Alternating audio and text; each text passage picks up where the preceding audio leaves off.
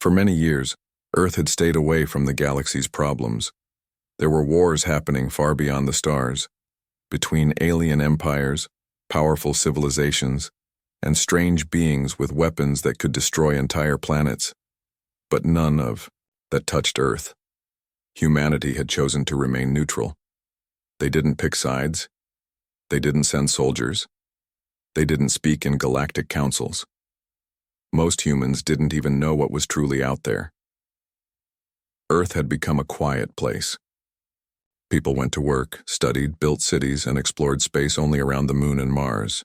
It was peaceful, calm, safe, but peace has a habit of making people forget how quickly things can change. One day, in a deep space observatory in South America, a scientist named Dr. Elena Morrow noticed something odd. A signal, faint, repeating, and unknown. It wasn't from Earth. It wasn't natural. She checked the instruments twice, 3 times. It was coming from a far-off star system that humans had never explored. She sent the data to the United Nations Space Council, a group that monitored space activity quietly, away from the public eye. They logged the signal but didn't make a public announcement. There had been strange signals before. Most of them led to nothing. But this time, something felt different. The signal seemed urgent, like a warning. While experts debated, life on Earth continued as normal. Children played in parks. Drones flew through the skies delivering food. People scrolled through their feeds, laughed at videos, and complained about politics. No one knew that far away in space, something was moving toward them. In the orbit above Earth, satellites picked up unusual energy waves. They were small, easy to miss, but a few engineers noticed them. They were coming from deep space and growing stronger. Still, the news never made it to the public. Earth remained calm. People were told nothing. A week later, a cargo ship traveling to the Mars base went missing. No signal, no wreckage, just gone. A second ship went silent 2 days later. The pilots were some of the best. Something was wrong. Pilots whispered in low voices. Engineers argued behind closed doors. But officials said nothing. Soon, rumors began spreading online. People claimed to see things in the sky. Some spoke of black shapes that moved without sound. Others said they saw stars blinking in strange patterns. Most thought it was just fake news or pranks, but not everyone believed that. In a dark room, an old man named Commander Reese watched the reports. He was retired military. Once he had worked on secret space defense missions. Now he lived quietly, far from the city. But the moment he saw the Mars ship vanish, he knew this was not natural. He opened an old metal box. Inside was a file marked Class 9 Threat Do Not Engage. It was 27 years old. It spoke of an alien fleet spotted by early probes, then never seen again. Until now. Commander Reese made a call. "They're coming," he said. "We have to prepare." 3 days later, the skies above Earth changed. It started with a glow, faint, like northern lights, but visible even in places that never saw them. The colors were wrong, purple and silver shifting like liquid. People watched in awe. Children laughed and pointed. Then came the sound. A deep hum, low and steady, that rattled windows and made animals panic. Power grids flickered. Devices stopped working. Something was affecting Earth systems, and then silence. No hum, no lights, just stillness. Suddenly, across the skies of every major city, people looked up and saw something impossible. Shapes, huge, dark, and silent, floated high above the clouds. They weren't human ships. They had no engines, no lights, just massive shadows. Panic spread. Air forces scrambled jets. Cities went into emergency lockdown. News channels screamed, "Invasion," while others denied anything had happened. But the truth was clear now. Earth's time of peace was over. Der Sky. Galaxy had come knocking, and it was not friendly. The world was no longer calm. Since the strange shapes appeared in the sky, People everywhere were asking the same questions. Who are they? Why are they here? And most of all, what do they want? Governments tried to calm the public. News channels said it was a possible first contact. Scientists on TV gave long talks about how Earth might not be alone. But none of them had real answers. The objects in the sky didn't move. They didn't speak. They didn't land. They just stayed there watching, like statues, like eyes. Far above the Earth, in the United Nations Space Command bunker, the tension was growing. Experts stared at screens filled with numbers, shapes, and symbols no one understood. Every day, the strange objects gave off more energy, but still no signal, no message, no response. What are they waiting for? One officer whispered. No one could answer. In a desert observatory, Dr. Elena Morrow stayed awake night after night. She had tracked the original signal weeks ago, the signal no one had taken seriously. Now, it was all she could think about. She zoomed in on the signal pattern again. This time, something was different. A strange pulse had joined the wave, soft, repeating, like a heartbeat. And behind it, something else. Shapes hidden in sound, almost like voices. She leaned in close and turned up the volume. The signal wasn't noise anymore. It was a language. Meanwhile, far from the cities, Commander Reese stood alone at the edge of a quiet forest. The air was still.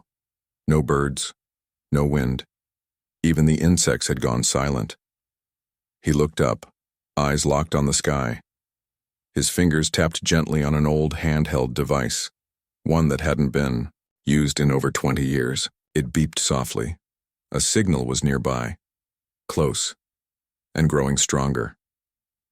They're not just watching us, he said. They're studying us. He walked back to his cabin and opened a hidden compartment in the floor. Inside were old files, old tech, and something else, a piece of metal dark and smooth shaped like a coin. It glowed faintly now, pulsing in rhythm with the signal Elena had found. Whatever had returned, it had been here before.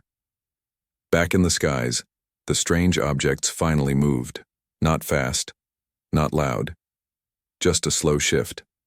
1 degree east, then still, again. But that movement was enough. It sent ripples through satellites and caused global communication delays. Airports shut down. Emergency broadcasts lit up across dozens of countries. The world was no longer curious. It was afraid. People filled streets looking up with phones in hand, capturing blurry shapes above. Others stayed inside, locking their doors, even though no one truly knew why. The objects didn't attack. They didn't leave. They simply drifted, again, closer to Earth. And with every shift, the signal grew louder. That night, every screen on the planet turned black. Phones, TVs, computers. Then, one by one, they lit up again. Not with words, not with images, but with a symbol. It was simple. A ring with 3 lines inside it like a triangle turned sideways. No one had ever seen it before, except for Commander Reese. He stared at the screen, remembering. That same symbol had been in the file he found long ago. It was drawn by an astronaut from a mission that had vanished 27 years ago. She had drawn it over and over before disappearing. He knew now. These visitors were not new. They were coming back. In a secure lab, Dr. Elena finally cracked part of the signal. She turned to her assistant, her voice calm but her face pale. They're not asking to talk, she said. The assistant looked confused. Then what are they doing? Elena hesitated. They're listening, and they're waiting. For something. Outside, the night sky flickered once more. Clouds moved against the wind. Lights blinked across the horizon, and somewhere in the silence, the Earth seemed to hold its breath. Something had arrived, and the countdown had begun. The world had changed overnight. Every screen still showed the same strange symbol. People stared at it, unsure what it meant. Children thought it was a puzzle. Adults weren't so sure. In the largest cities, the skies were now watched every minute. Cameras zoomed in on the giant objects floating above. But no new movements came. They just hung in the sky, motionless as if they were waiting for something. There were no sounds, no warnings, no demands. Only silence. But silence can speak louder than words. In a quiet underground lab, Dr. Elena Morrow was closer than ever to breaking the signal. She sat in front of a large screen, headphones on, eyes wide. Her assistant stood behind her, watching the lines of data shift into new patterns. "It's responding," she whispered.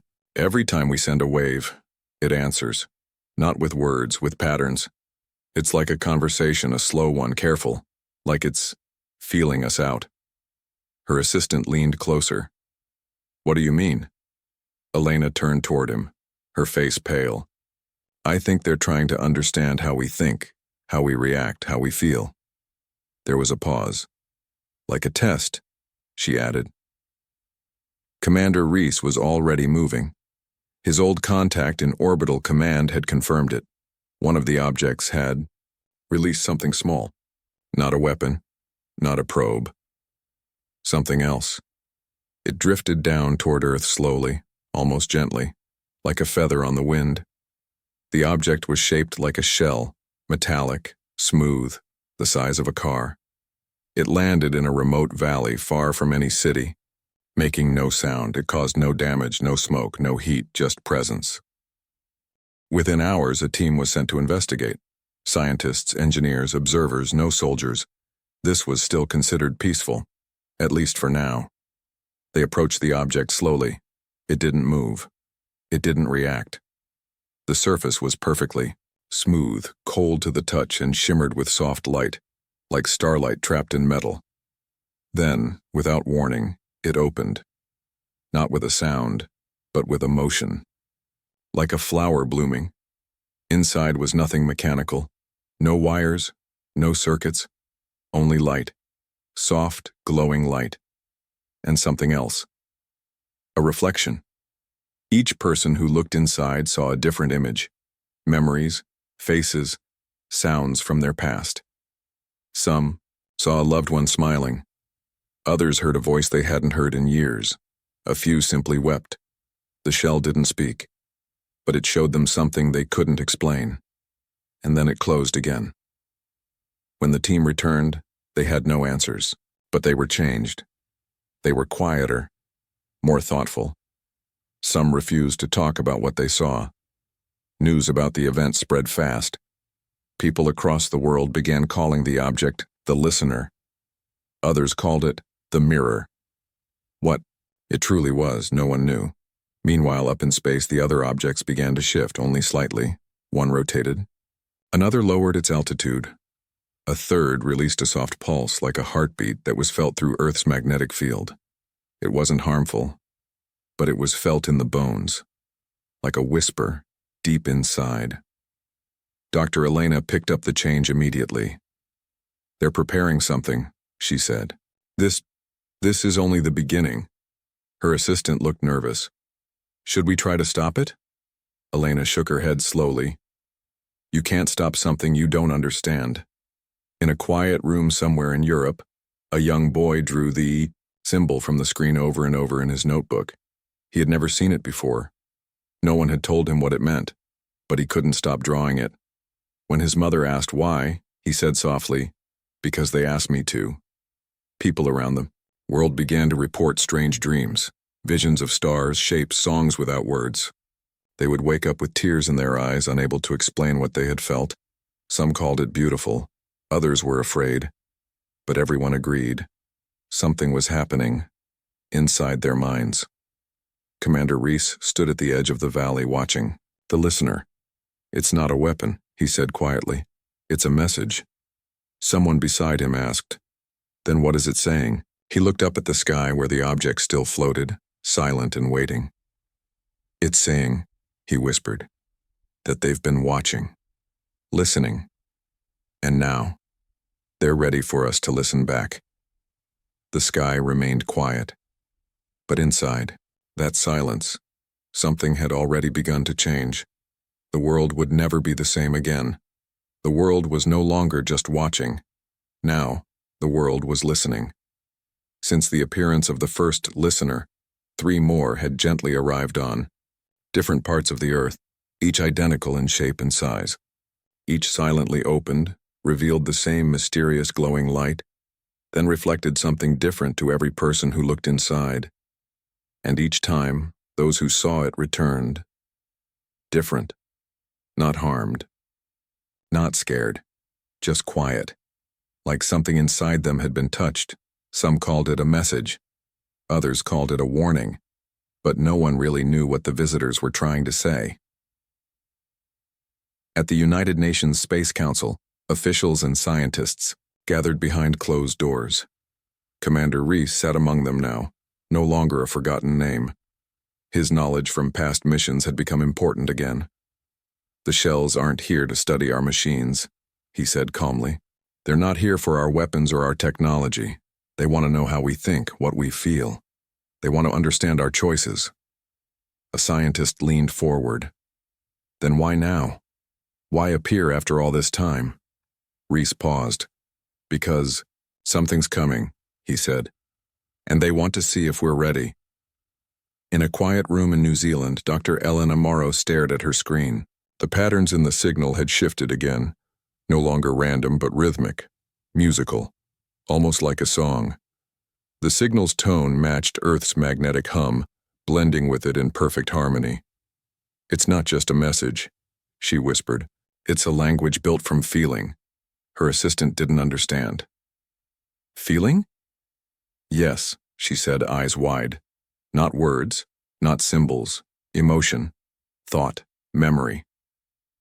The signal wasn't just speaking, it was reaching into the deepest part of the human mind. Soon, strange things began to happen all over the world.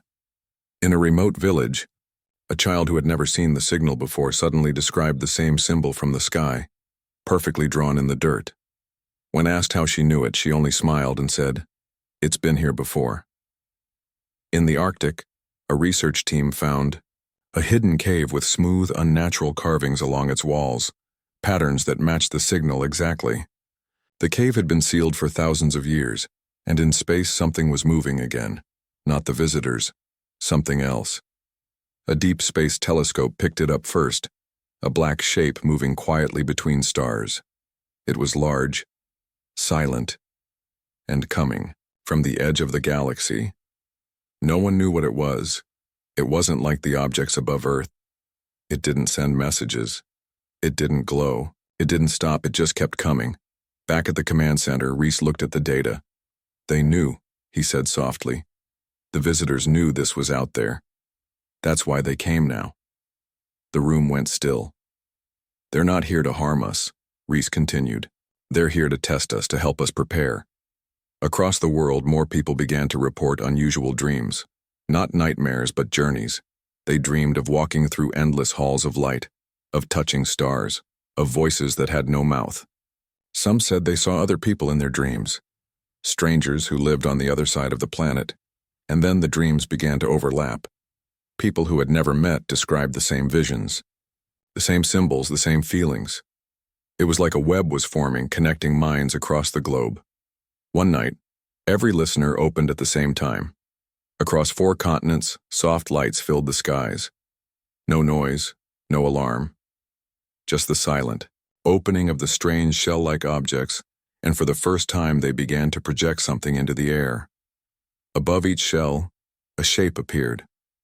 Not a map, not words, but a sequence of images.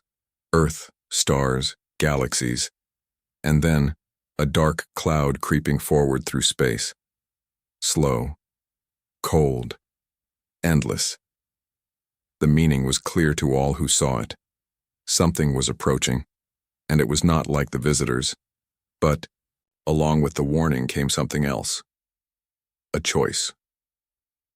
The projections ended with an image of humans standing beneath the stars, holding hands with beings made of light.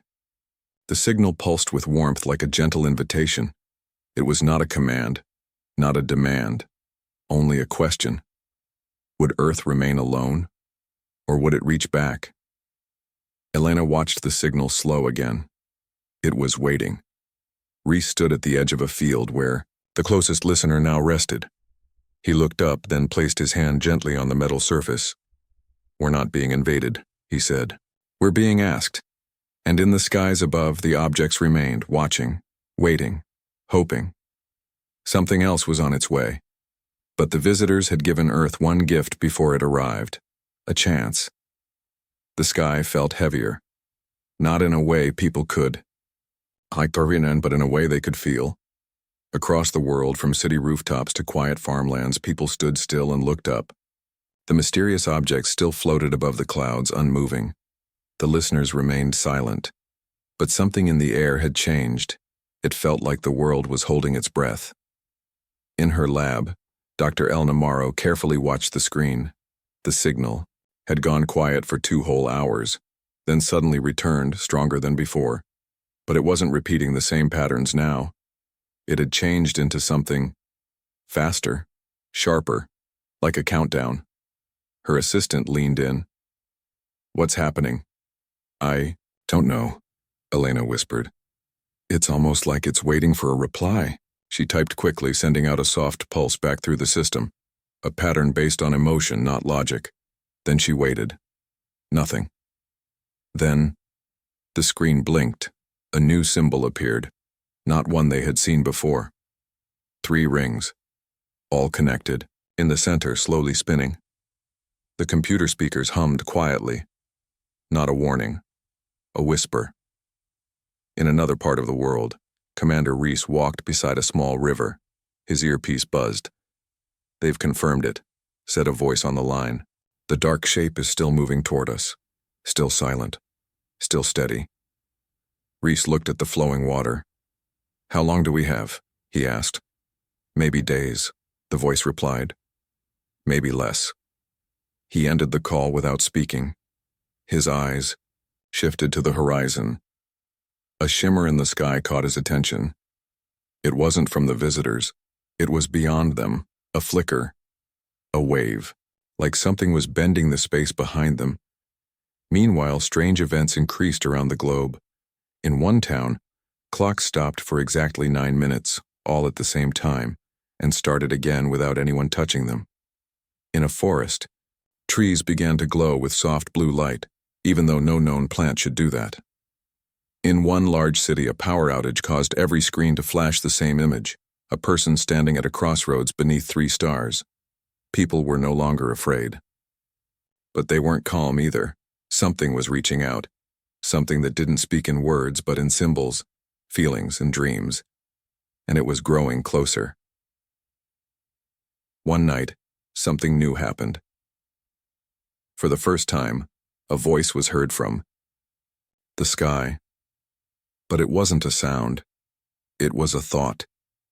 A message placed gently into the minds of a few select people: scientists, poets, children, and elders. They all described the same message. "We once stood where you stand. We faced the same. Dark path, we chose to rise. What will you choose?" That was it. No pressure, no threat, just the question. The next day, more listeners opened. But this time they didn't show memories, they showed possibilities.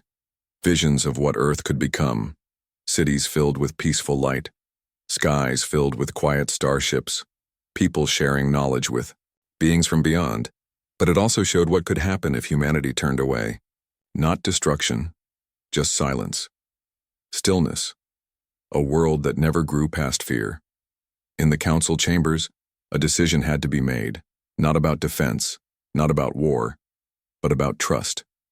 Do we answer them back? Do we accept their help? Do we believe that someone beyond the stars wants to guide us and not control us? The room was divided. Commander Reese stood and spoke. "They didn't come to lead us. They came to show us the door. Whether we walk through it is up to us." The vote was cast. That night, in a field surrounded by trees, a child approached one of the glowing listeners. Her small hand reached out and touched its surface. The listener opened, not with symbols, not with light, with sound. A soft, gentle song filled the air, not from Earth but strangely familiar. It had no words, only emotion. Everyone nearby stopped and listened. Some cried. Others closed their eyes. It was not a message. It was a welcome. In the sky, the great dark shape continued its slow journey toward Earth, still silent, still distant. But now the visitors moved for the first time. One by one, the objects that had floated above Earth began to rise, slow, graceful, and form a line, like guardians taking their positions. They were not leaving. They were getting ready. The stars seemed to blink in a pattern. The signal deepened. The Earth had made its choice. Now, the universe was answering back. The air felt charged with anticipation. It was no longer just the Earth that waited. Every corner of the planet seemed to hold its breath, as if the entire world had become a single, silent entity.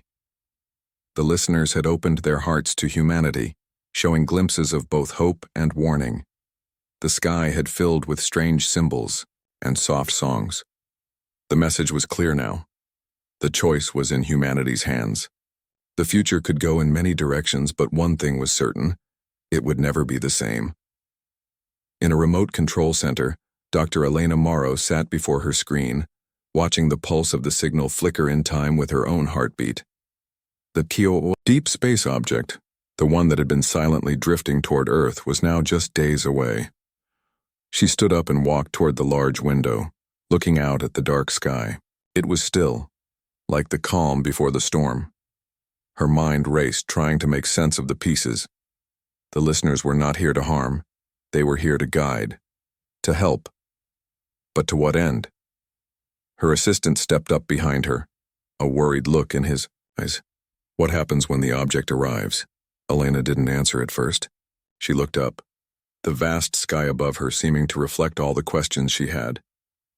I think they're not just observers anymore. They're the ones preparing us for what comes next. Elsewhere, Commander Reese was leading a final mission. This was it, the day when the world would either unite or fall apart. He stood at the edge of a landing site, looking at the towering shape of the listener in front of him. He'd felt the same pull, the same strange connection to it that everyone else had. But now, it was real. The invitation had been extended, and it was time to answer. We've watched, Reese said softly, turning to the team. Now we must step forward, together. The team nodded in agreement, ready for whatever came next. As the days passed, the world's people began to come together in unexpected ways. Nations that had once been distant now found common ground, joining together to listen and learn from the visitors. The message was clear. They had offered their help. But the answer, whether it would be accepted, was still unclear. People stopped, looking at the stars with fear. Instead, they gazed up with wonder, as if they too could feel the vast, silent invitation in the air. They shared their experiences, their visions of peaceful futures. The image of humans and visitors walking side by side had begun to shape their dreams. Then, the great shape in space moved once again. It wasn't fast, but it was steady, deliberate. It wasn't the visitors who would make contact now. It was the object itself, the one that had remained hidden in the darkness, the shape that had caused so much unease for so long. It began to slow as it entered Earth's atmosphere, casting a strange shadow over the surface of the planet. It was not like the listeners. No soft glow, no welcoming presence. Just a massive silhouette like an ancient monolith descending from the stars. On the ground, Elena stood at the same window, watching as the object grew larger. Her thoughts raced. What had they prepared for? What was inside this enormous object, this silent force from the edge of the galaxy? Then, as it touched the atmosphere, something unexpected happened. The object did not land with a crash. It did not explode or break apart. Instead, it unfolded. Slowly. Like a flower blooming, it expanded, revealing a vast structure, unlike anything seen before. Layers of shimmering energy rippled around it, glowing softly with colors never seen on Earth. From inside, a soft hum filled the air. Not loud, but steady, resonating deep within the Earth itself. And then the sky went still. All around the world, people gathered. They stood side by side, looking up at the unfolding structure. The listeners hovered above, forming a protective ring around the massive object. It was clear now the visitors had not come to conquer. They had come to offer something far greater than simple knowledge. A way forward. In the moments that followed, everything changed. The sky shimmered with soft lights, and in each person's mind, a gentle thought appeared. The path is open. Choose, and we walk it together. It wasn't a command. It wasn't an order. It was an invitation. The visitors weren't here to push humanity into a new age. They were here to see if humans would take the first step.